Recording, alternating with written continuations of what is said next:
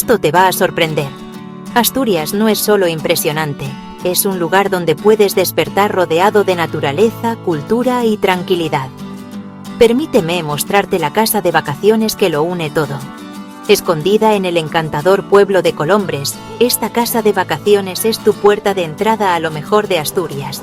Aquí, las calles tranquilas y la arquitectura indiana susurran historias de un pasado rico, mientras que el icónico Museo Archivo de Indianos te invita a descubrir la historia local.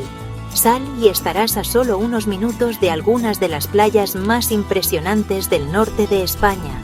Arena dorada, aguas turquesas, rincones costeros salvajes. ¿Prefieres el ambiente de montaña? Explora senderos impresionantes con vistas panorámicas de los picos de Europa. Después de tus aventuras, regresa a la calma de una comunidad privada y cerrada.